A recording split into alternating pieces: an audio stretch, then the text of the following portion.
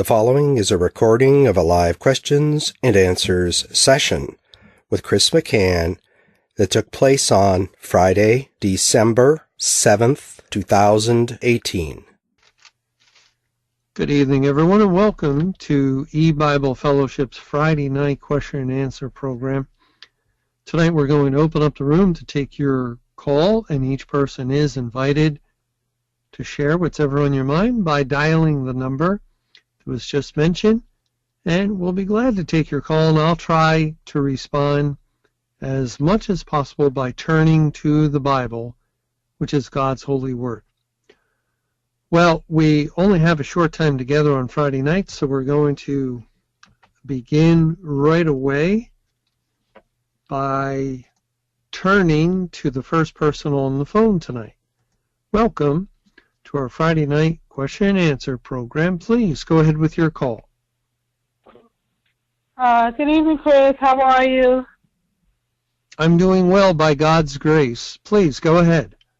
Can you please read Isaiah 31:3 and maybe elaborate on that? Isaiah 31:3. Let's take a look. And it says, I'm going to read from verse 1 just to get some of the context. Woe to them that go down to Egypt for help and stay on horses and trust in chariots, because they are many, and in horsemen, because they are very strong. But they look not unto the Holy One of Israel, neither seek Jehovah. Yet he also is wise, and will bring evil, and will not call back his words, but will arise against the house of the evildoers, and against the help of them that work iniquity. Now the Egyptians are men, and not God, and their horses flesh, and not spirit. When Jehovah shall stretch out his hand, both he that helpeth shall fall, and he that is holpen shall fall down, and they all shall fail together. Now, this verse and these verses are really letting us know that the world, or an apostate fallen church, which really has become part of the world, is not a good source of help. And Egypt in the Bible can typify the world, and it can also typify the church, as we see in Revelation chapter 11. Once the two witnesses are lying dead in the street, it's spiritually called Egypt. And yet we can see with the history of Judah, when the Babylonians were coming against Judah, the people of Judah, the leadership, the king, they looked to Egypt. First of all, they looked to Egypt to help them fight the Babylonians, and when that didn't work, finally they looked to Egypt as a place of escape.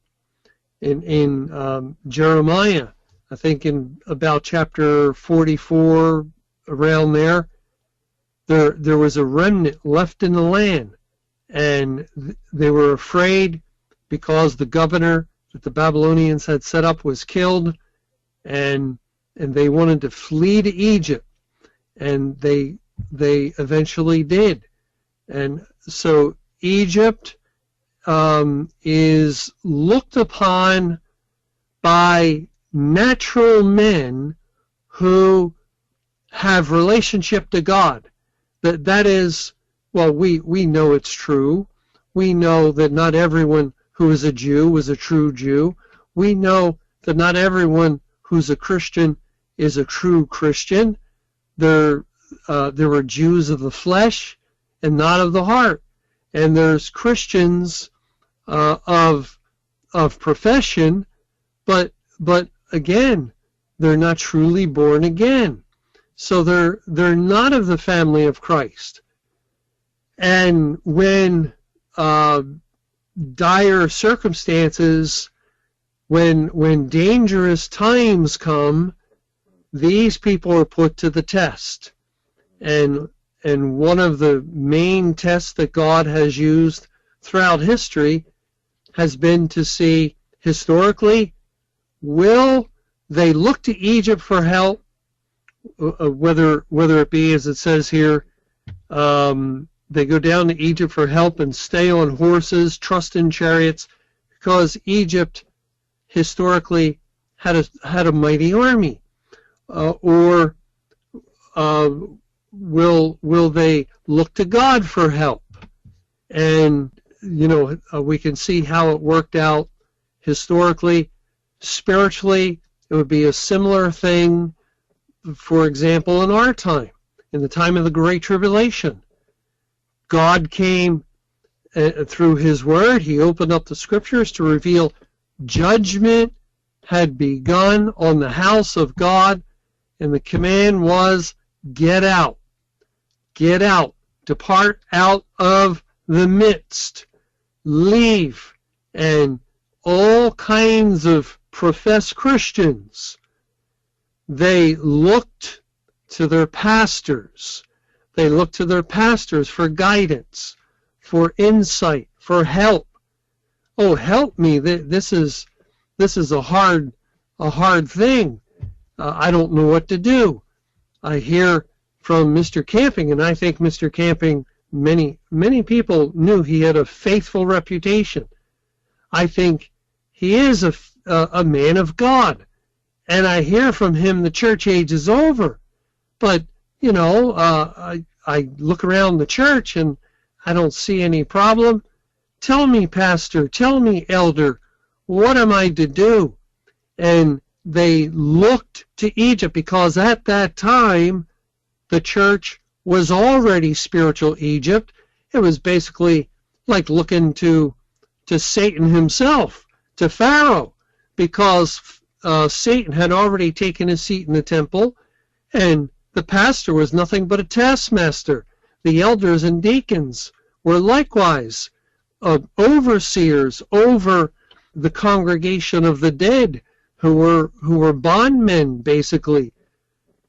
And so they looked to Egypt, and Egypt gave them assurance. Spiritual Egypt. Don't listen to him. Yes, Mr. Camping had, early on the churches would actually say some nice and true things about him. Yes, Mr. Camping has done a lot of work for the kingdom of God, but he's gone off the rails with this end of the church age thing. Then here's this man, he already knows, look, if I leave, I'm in trouble with my wife. It's going to cause all kinds of family problems. I really kind of like it here in the church. So he trusted in Egypt, and he stayed. He stayed right where he was. And, well, then came May 21, 2011, and nothing happened according to the church and the world, and therefore he was proven right. Mr. Camping was wrong all along. No, it was as the Bible said, that on that day God shut the door of heaven. He ended his salvation program. Everyone who remained in the church, refusing to hearken to the commandment of God to come out, was bundled as a tare for the burning. And that's why it's not a good thing at all to trust in Egypt. And so God says in verse 3, now the Egyptians are men and not God. That is, who can help more and greater? Who's really a help to the helpless?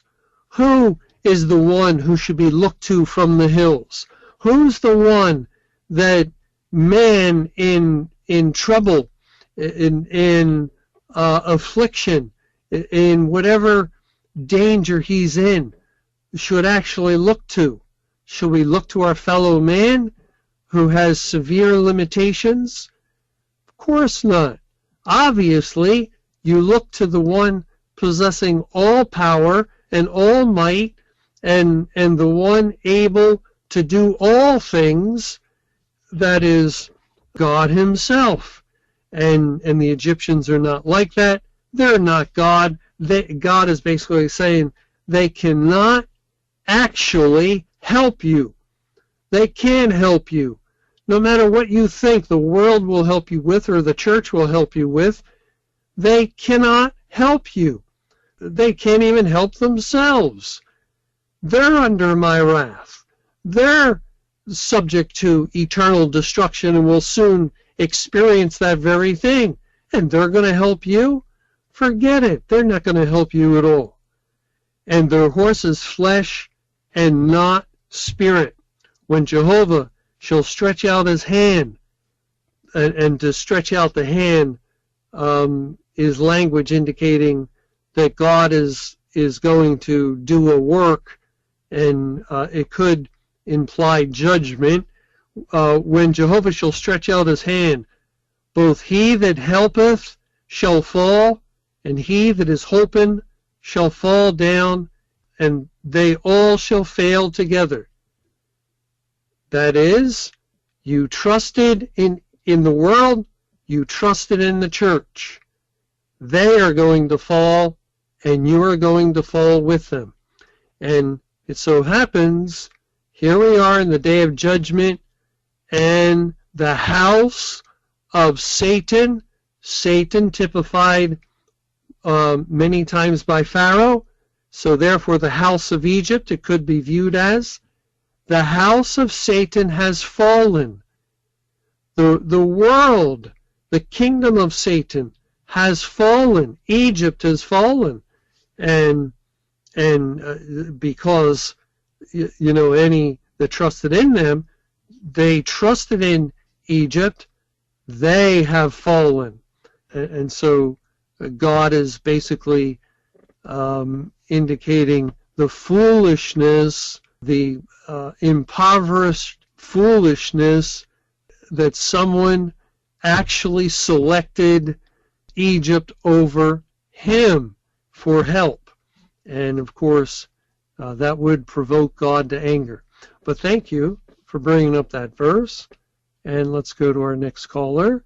Welcome to our Friday night question and answer program. Please go ahead with your call. Hello, Chris.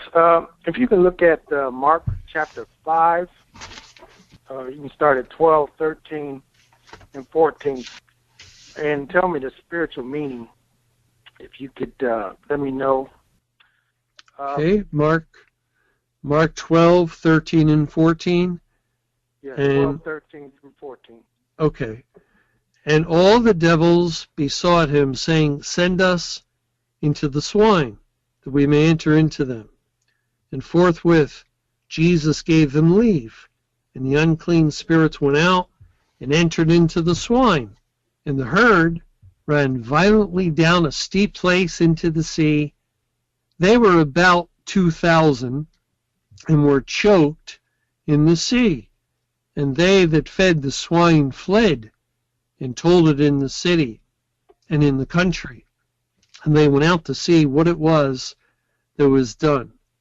So you're interested in the spiritual meaning of the Yes. drowning of the about 2,000 swine? Yes. Well, it would probably, because there's a few verses like this that, in an interesting way, they all have either 2,000 or 200 involved, but they're very similar. As far as in Joshua, when the ark went across the Jordan and the Israelites followed about 2,000 cubits behind. And here are these swine that devils enter into, and then Jesus gives them leave, and the herd, the entire herd, ran violently down a steep place into the sea and were choked. That is, they were drowned. And that reminds us of Pharaoh and the Egyptians. They drowned in the sea.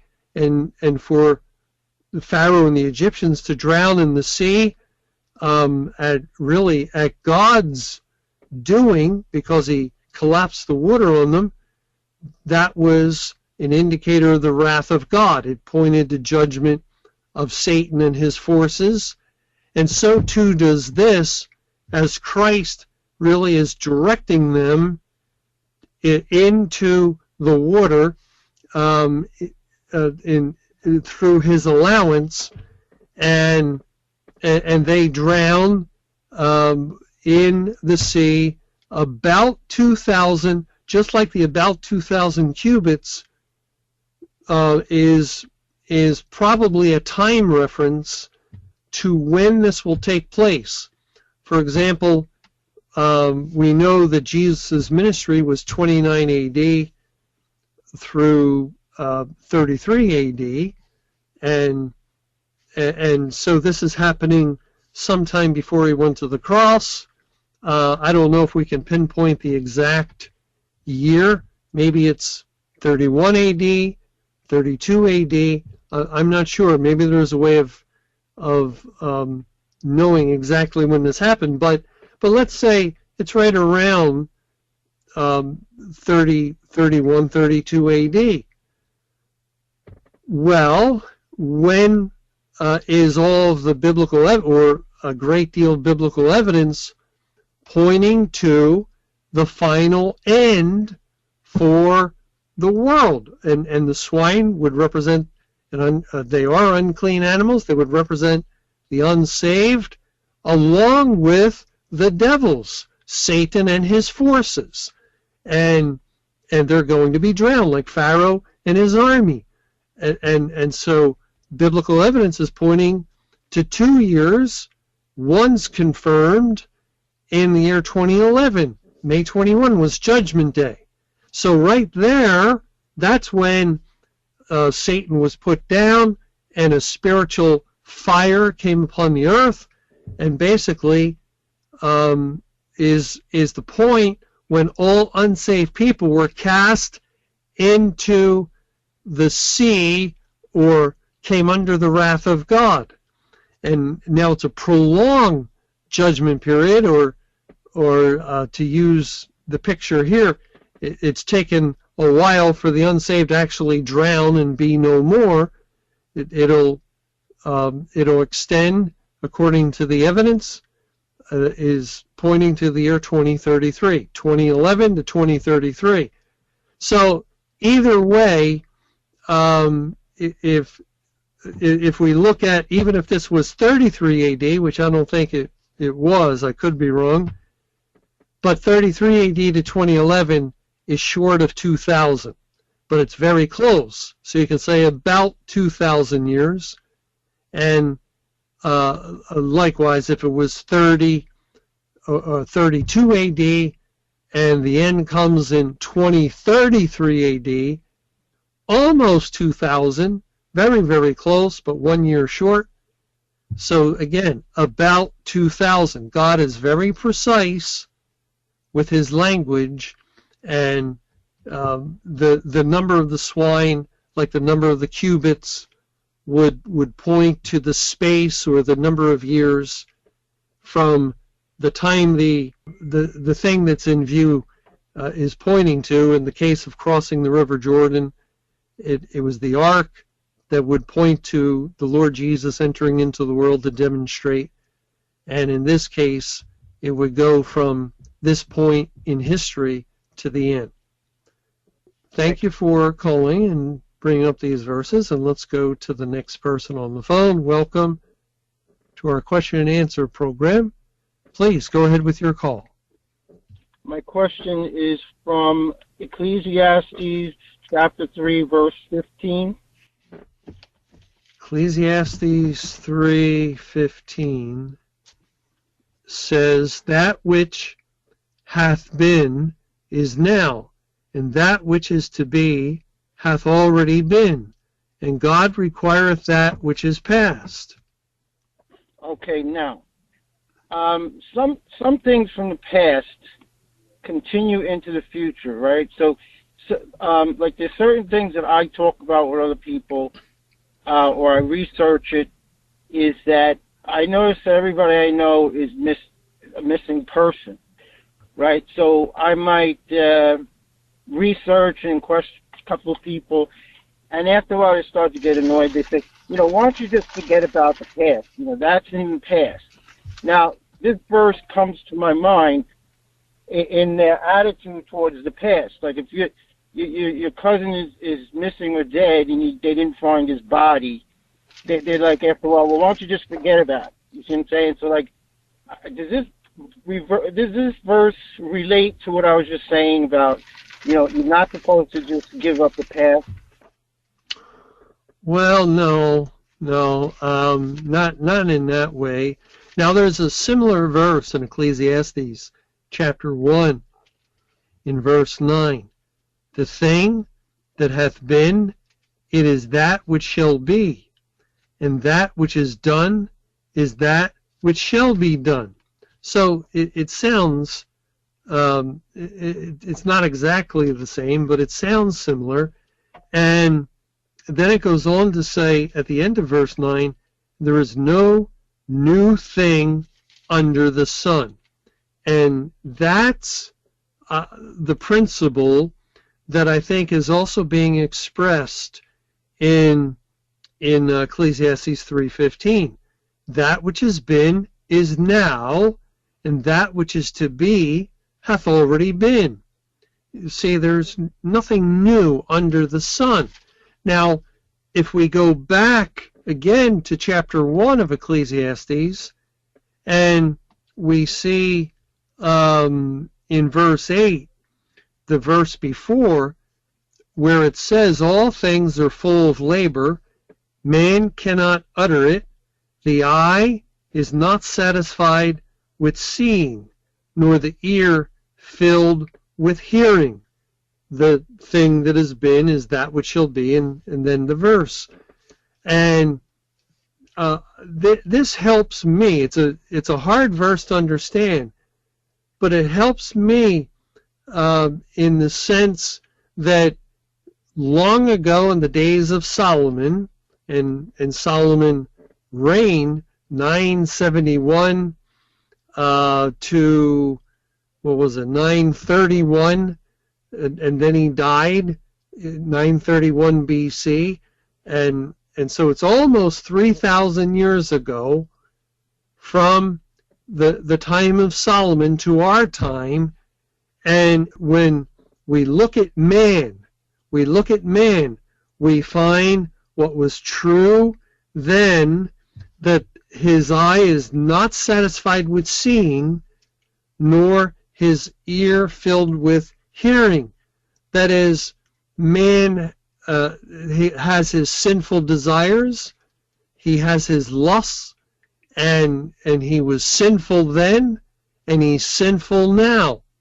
And although many things have changed outwardly, where we have all the electronics and modern conveniences and the transportation explosion and communication explosion, all that's changed, and yet, while everything across the face of the earth has changed as far as things go, what does man do with those things?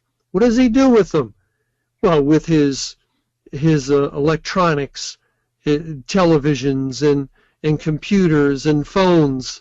Well, he's drinking in the visuals and watching the world through these things, and yet the eye is not satisfied with seeing. That is, not a single person today, anywhere in the world, despite the fact that their ability to view incredibly larger amounts of scenery and of information, to take in much more of the world than anyone in the past could ever have imagined. Despite that, not a single person today has ever satisfied their eyes by doing it. or ever satisfied. When people listen to music and it gets louder and louder and louder, they never satisfy their hearing. They always have to listen to more music, more rock music or rap music or whatever. And the music is changed, but it stays the same concerning the inability for unsaved mankind to have true satisfaction and meaning and purpose in his life. That is, his life is still empty and void of meaning. He still lives a vain existence apart from God.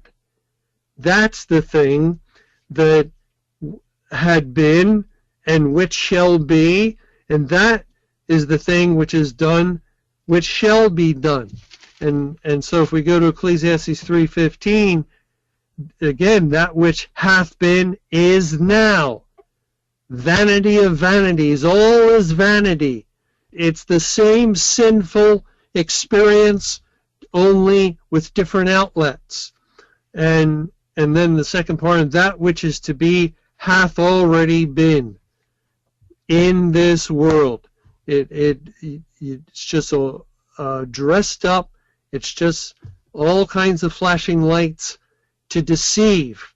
But overall, it's the same old cursed world, and man is the same old sinner in it, trying to, again, do that which cannot be done, which is to live a good life, a happy or a blessed life without God.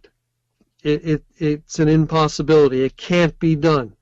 And so generation after generation throughout the entire history of the world has had to repeat this very same error, this very same mistake until they die and until the world is no more. But thank you for calling and sharing and for bringing up that verse. I don't see anyone else on the phone, so we're going to stop here. We're going to close our program at this point since it's 10 o'clock. So thank you for joining with us tonight, and would like to thank everyone for sharing your questions and comments, and especially the Bible verses we had an opportunity to read and consider. But at this point, we'll bring it to a close. We've come to the end of our program. May you have a good night, and may the Lord's perfect will be done. And thank you for joining us for eBible Fellowship's Questions and Answers time with your host and Bible teacher, Chris McCann. You can hear these questions and answers sessions Sunday afternoons following the Sunday studies and certain weeknights following the Monday through Friday studies. We invite you to visit our new website at www.ebiblefellowship.org. Until next time, may the Lord's perfect will be done.